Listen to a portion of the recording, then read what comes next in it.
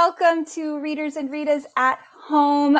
We are so excited to be starting our second day. We have a full day of interviews and sessions and expos ready to go. I just realized I had the wrong folder open. I'm so sorry, everybody. Okay, so like I said, we have a full set of interviews and slates of interviews going on today, but we are going to get started with the Queen of the Hour, who was so kind to join us last night and give us a little bit of a sneak peek into what we will be seeing today. But Cathy Maxwell, thank you so much for joining us from Austin. You know, I hope this is recorded. So Queen of the Hour, I'm going to play that back to my kids, like one of those what are those dub tapes, or is it dub or drub? Dub tapes, you know, where you dub. Go, queen of the hour. I love that. Thank you. Absolutely. You should have it stitched onto any sort of pillow that you think you deserve as well. Yes, and give just it to be reminded. as Christmas presents. Everyone gets your mother is Queen of the Hour. I love that. I love that. Hey, you can get next season. You can get masks to go with it. Oh yeah, that is such a good idea. Maybe I need to think about that, because there's only so much you can get on a mask, you know, in the big scheme of things. Hey, listen, before we get started, I want to share with everybody who's here. This is a vinyl sticker. Cute. That I am happy to give away. It's fabulous. You can put it on your car. It'll last forever. You can put it on your computer. But if anyone would like to have one, all you have to do is email me at Cathy@CathyMaxwell.com. I'm very easy to find. And just give me your mailing address, your snail mailing address, and I'll pop one in the mail to you. So, you know, my son designed it. It was my Christmas present, and now I'm sharing it with everyone. So I love it. Wouldn't it be great to have every car in the country say "read" on the back?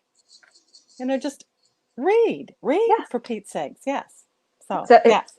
I love it. That's so cool. So guys, if you are interested in that, you can we have the information in the chat. And speaking of the chat, if you have questions at any time, you're more than welcome to throw them in there, and I will see them and be able to ask your questions. But just as a reminder, Cathy will also be popping into the VIP session directly following this interview, as well as going into her expo at 12:30 her time. Okay, cool. Let's get to the interview. Yes, I was like, let's talk about. Thank you for translating the time. Yes. Yeah, I know. My brain has been in weird times because we're central. You and I are both central, and having to think in other time zones is odd. Okay, so Cathy, where are you calling us from, and what is going on in your office? Tell us a little bit about your office situation back there. My office situation. My office partner is at my feet right now. Gwen is talking about, I have I guess she's like 20 months old now. It's a rescue dog that she is here, and she's guarding me. So at any given moment, there may be, the world might erupt in barking because a leaf went across the ground. There's just so many things that are dangerous out there in this world. Sometimes just to bark. So I hope everyone's patient with us. But she is she's a Catahoula cur, and they're I'd never heard of them until I came to Texas. But they are characters. I mean, it's like they took every crazy personality in a dog and put it all in one. Like, and they're bred out of Louisiana. So like everybody in Louisiana said, "Oh, let's make a dog that'll fit in for Mardi Gras." Boom, and that's it. So she's a doll. Yes. Does she climb trees yet? No. What they do? Oh. Well, so I'm in a subdivision without any trees, so maybe that's a good thing. Yeah, she's just never seen a tree yet to feel that raw instinct. She keeps trying to dig holes. And the other day, she was trying to herd the air conditioner maintenance guy. And I'm just like, well, that was new. So we find new things about her all the time. Yeah, I love that. You know how it is when you rescue a dog, it almost takes 6 months before you know what their personality is. Of course. Yeah. My baby Loki was like that. Like we had him for 6 months, and then it was like the craziest thing. Like a Monday, he went from not liking us to, "Oh, you're my friend. You're my people. I love you. This is my personality now." Yeah. That's what I'm holding out for. Yeah. She doesn't understand why I'm in her bed at night. She doesn't like to share. She's not a big sharer. And I'm like, okay, let's talk about this dog. I mean, come on. So yeah. Do you love putting the personalities of your pets into your books? if I put the personality of my pets into my books, I put them into people. Mm-hmm. Because I don't spend a lot of time. I'm occasionally I'll have a character who's got some pets or whatever, Right. but I don't spend a lot of time with the pets, but I do spend a lot of time with the people.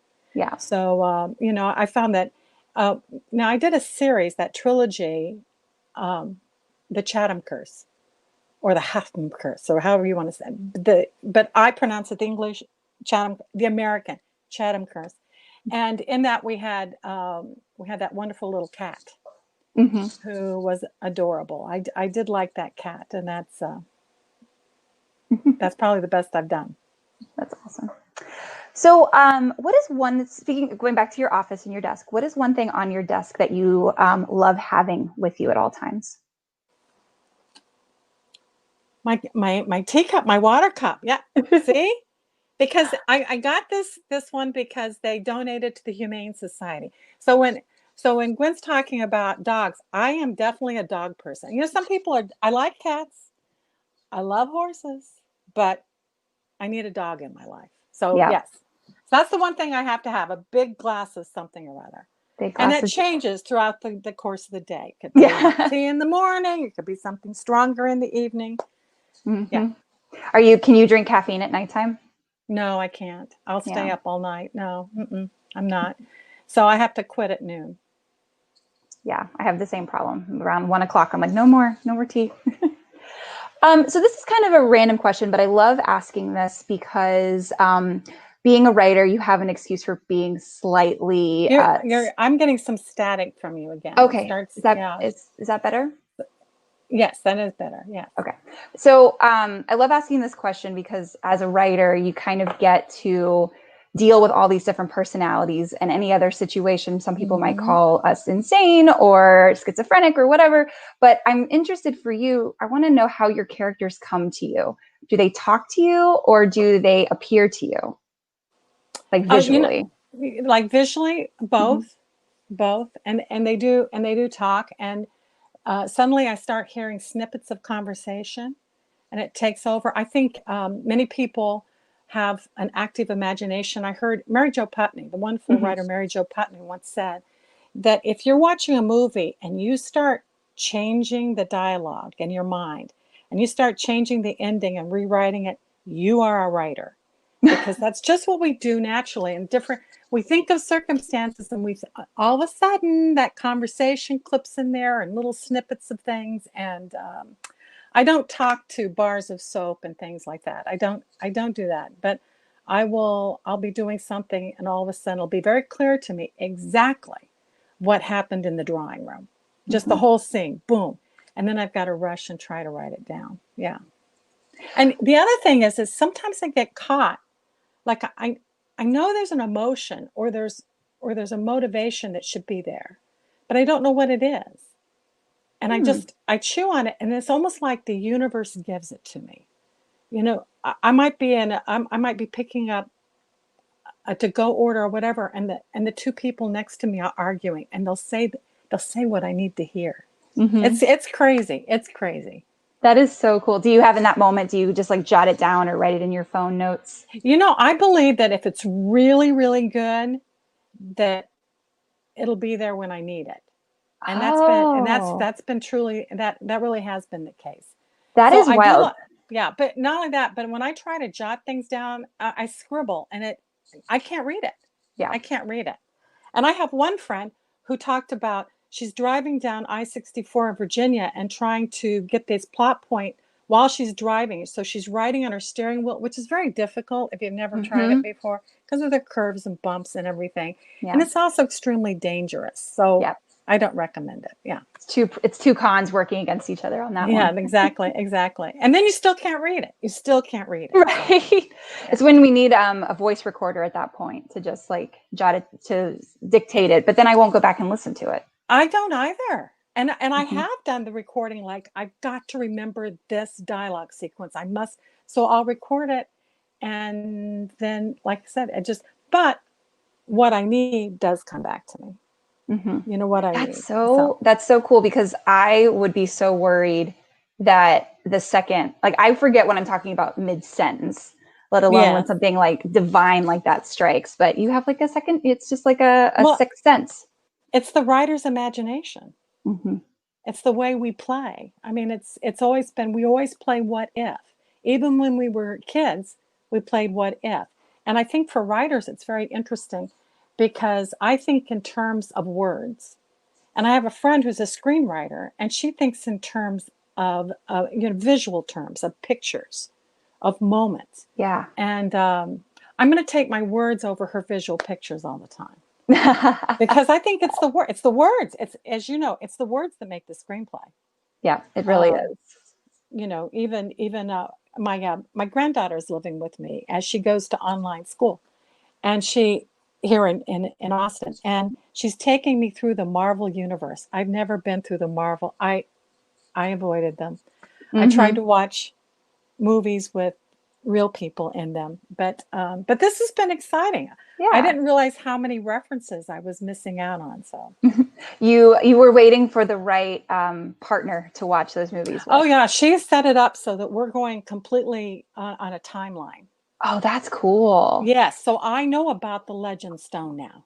Mm-hmm. Have you, well, now I have to ask your Marvel's opinion. Which one have you enjoyed the most so far? Either Avenger or movie? You know, that's really hard, but I have to say I am such a groupie for Robert Downey Jr. that, I mean, there's no way. I love the Iron Man. I love the way he looks, just the character itself, and then of course I love the humor, Robert Downey Jr.'s humor. So yeah, it really, great jokes. He's the man. He's the man. And then so now I have to ask, what has been your least favorite one? That's interesting because I would have told you before Guardians of the Galaxy. That little raccoon just makes me nuts. No. Yes, I know. Bradley Cooper, right? But not Jackson. We watched it last night because I'd seen snippets of it before. I don't like violence. I'm not a violent person. I've never understood people who don't like sex, but they don't mind violence. I'm like, right? Same. Yeah, that doesn't never connects. Yes, right. But so I think when I first tried to watch it, I thought it was a little violent. But you know, my granddaughter held my hand. Oh. She walked. Please, Nina, just don't make any more references to. Well, that was mean. I mean, just that sort of thing. Let's remember, I am a grandmother now. I get to say those things. That's right. Does she like? Do you guys talk through the movie? Is she open to you guys chatting while the movie going on, or you have to be very quiet? Half and half. Half and half. I mean, you know, she expects me to be respectful. I mean, she's seen all of these. How many? I don't know how many times. She's an animation student, so. Oh, very cool. Yeah, so she's really, you know, so she gives me little insights as we go along and little things that she has that she's studied. So it's all good. That's so neat. Well, so now that you have a house guest and she's introducing you to things that she loves, have you had a chance to introduce her to any books or authors that you love? You know, that's very interesting. I've introduced her to books over the years. She's always been an avid reader, and I have been more than happy to buy books for her. So Maggie Stiefvater is one person that I introduced her to, and she's a devoted fan to Maggie Stiefvater. And also the book that you did with Candy. Uh-oh. Yes. And now you picked up the sore subject. Because, I did. This is my fault. So if you don't know, Gwen and Candy Havens wrote a young adult novel. Cool. Yeah. How many years ago? Maybe 5 years ago? 5 years ago, I think. Yeah. 5 years ago. And I gave it to my granddaughter, who was 13 at the time, and she loved it. She loved it. So she's going, when's the second book coming out? And then every time I would be around Texas, she goes, did you talk to those writers? Did you tell them that I need the second book? And now she's just given up hope. She's given up all hope. There's not going to be, but where is it? Where is it? So yes. Oh my gosh, that's crushing to me because it totally took me back to when I was her age and my favorite author, L.J. Smith, decided to stop writing her books with one book left in her series contract. And I've never forgiven her. And I don't want to be that for your granddaughter. Yes. So you better get working. The two of you need to get it together and do it. Because she even mentioned it to me. the other day. She said, so I guess not, something had come up on Facebook with Candy. And she was like, oh, is that well, has she going to do this? Are they going to do who knows? Who Who knows? knows? So yes, but that's exciting. Don't you love that as a writer to have someone who's following you so closely that years later they're still waiting for the next book? Yeah. That's a true gift. That's what we're all living for. Yes. I know. And I was going to say, with you, with having such a storied career, how do you keep falling in love with love? Oh my gosh, how can I not? I mean, to me, love is everywhere. And it's interesting because I don't look at love as just love for a mate or another partner. I look at love as the love for ideas, the love for activities, the love for art, the love for music. I find so many different ways to celebrate love. And maybe that's the important part there.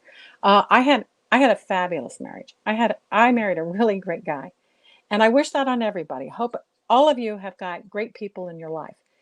But it was interesting because, after he died, I had to realize that there's more to love. That it would be, and to honor the love I had, I needed to find love in the everyday things, the things, So I love where I live. I love dogs. I finally admit it. I love dogs. And that sort of thing. I took up horses. I loved horses. I love my friends. I think that loss sometimes does that for us. It makes life crystal clear. Yeah. And it became very important to me that I love ideas. Like one of the things I did, I moved to Texas 4 years ago. And one of the things I did is I joined the League of Women Voters. Because I love freedom of speech. I love the right that we have to vote. And it seemed like here was a like-minded group of people. And it's been what an asset in my life to meet these people. I mean, they're so interesting and they're so involved. And I love opinions. I do love opinions. And they're so diverse. It's great to have these diverse groups of friends and organizations because you do get so many different perspectives on things too, which then only makes your writing richer because you can put them in the stories there. You're exactly right. I mean, we were talking last night. I said, I live in a subdivision, and life in a subdivision is very much like life in a 19th century English village. I mean, everybody knows what's going on. Everything. They notice. Yeah. So are you a chatty neighbor? Are you friendly with your neighbors, or do you try to avoid them? No, I'm a writer. I don't come out. I mean, thank heavens I have the dog, because now, then I walk the dogs. I mean, I go out and I walk the dogs, but then I go back in and spend a lot of time in my virtual world. Yeah. That's what it is, isn't it? My mind's a virtual world before there was a virtual world. Yeah. Exactly. That's why it was an easy transition to the stay-at-home life. I hadn't even left the home, so it wasn't that. That we were talking earlier. Gwen and I were talking earlier about how people ask me how I'm doing the pandemic, and I'm like, this is, y'all are joining me. This is my life. So. And I can't even ask you if you've done anything new in the pandemic, because the answer is yes. You've been watching all the Marvel movies. I know. And doing some arts and crafts. What kind of arts and crafts do you like to do? Yeah, it's very it's been interesting that there's a very active group here that they set up food trucks to come visit, and they have. I mean, I really am liking my life here, and they started doing paint and sip. Only instead of paint and sip all in one room, they deliver the kits, and then we virtually on Zoom paint and sip together. And it's really kind of funny. I mean, it works. It does work. I love it. Book clubs. Yeah. It's so cool because book clubs, especially in the virtual version, we just get to meet with people from everywhere. People that would never have come to Readers and Readers in person. We get to talk to because, they can now. It's more accessible. Yes, exactly. And you can have your life and at the same time indulge your passions too. So I like I said, I'm enjoying Zooming. Yes. So I do have to ask you a couple of book questions. Okay. So put your author hat on. Right. How you know, being so prolific and having such a storied career and being such an icon in romance, like that, there's a lot of, I'm putting all these things on and making it very pressure. This is all going on that pillowcase. I Good. want you to Yes. know. Yes. The other Icon. side of it. I'm an icon. Yes. Icon. Exactly. But, you know, you've got to keep it fresh and different and interesting while still appealing to your readers and is still making a Cathy Maxwell story in a Cathy Maxwell series. How do you kind of come up with a plan for a new series versus kind of sticking in something that you already know, or sticking with a series that you already know? Well, a lot of that has to do with me. I don't want to write what I've already written. And it's interesting because I try to make every book different. I try to dig into the characters and make them somebody who I think that when I read, my question, I feel like I'm learning a story about one of my best friends. Oh, Does that make sense? yes. Like, I've never been a fan of people who think that women read or romance because of the sex and they're frustrated or any of that. No, I think we read it because it's a tale of commitment, and it's just like listening to a story that a friend's telling me. And the question I ask all the time is, are these two people worthy of each other? Oh, I love that. That's the question.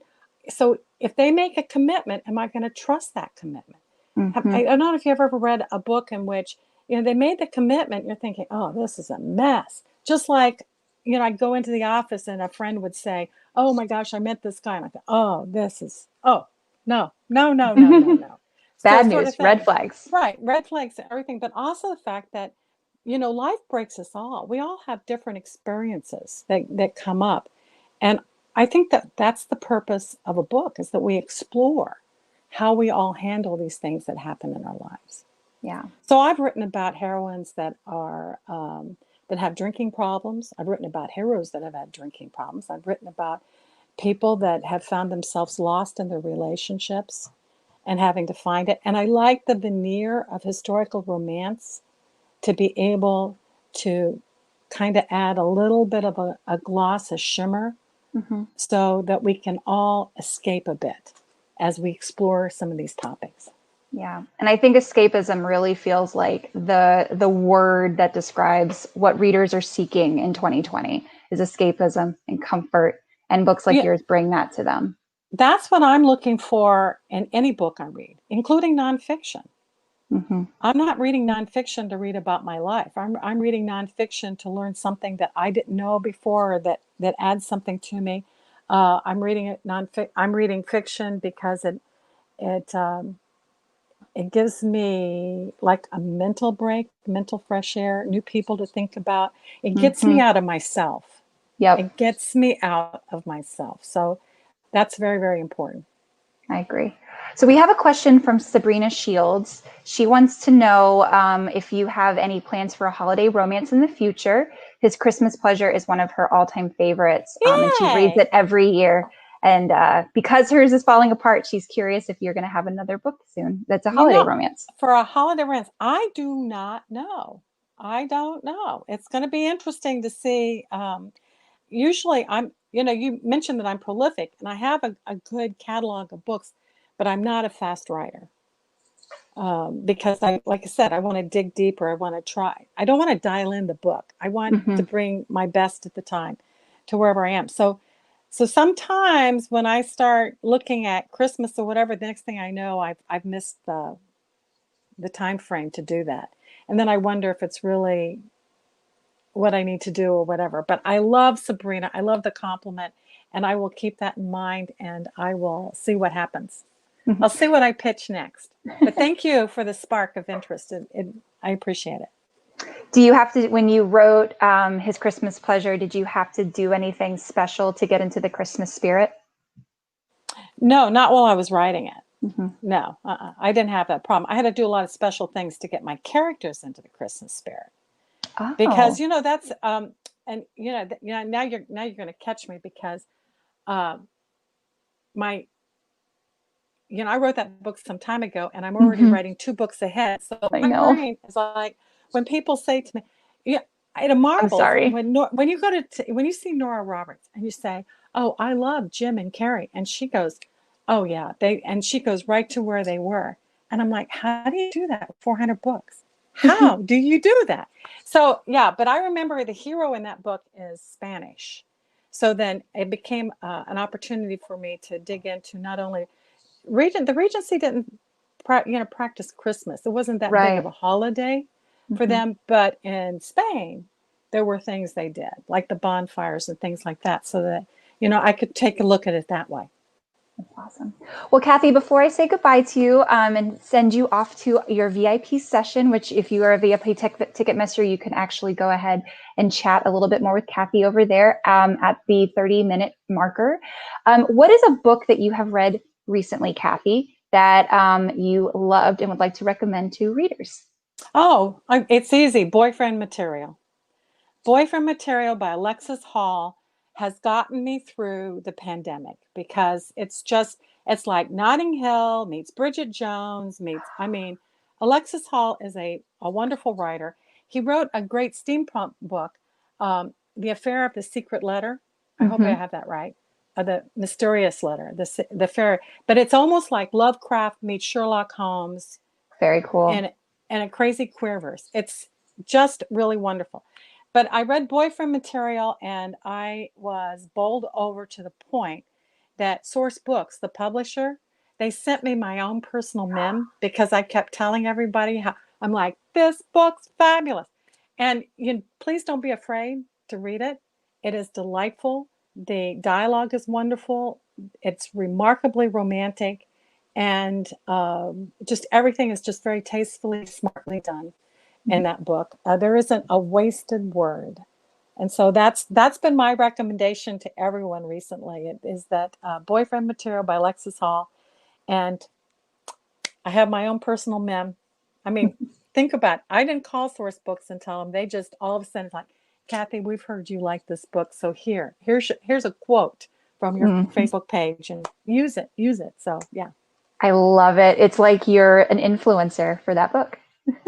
I guess, and I would like to become an influencer for a lot of other books. I'm telling you what I'm excited about is the Julia Quinn Bridgerton series. Now, everybody's calling it the Shonda Rhimes Bridgerton series, but I'm calling it the Julia Quinn because I think the world is finally going to see romance the way we see it. I agree. I'm so excited for it. It's going to be beautiful. It is beautiful. The stills I've seen are beautiful. But to have the humor, the characterizations, all the fun things that we love about these books. I love it. Well, Cathy Maxwell, thank you so much. Thank you. Thank you. You can visit with Cathy in the VIP session, and then she'll also be live in another hour in her expo. So thank you again, Cathy. Thank you. Bye-bye.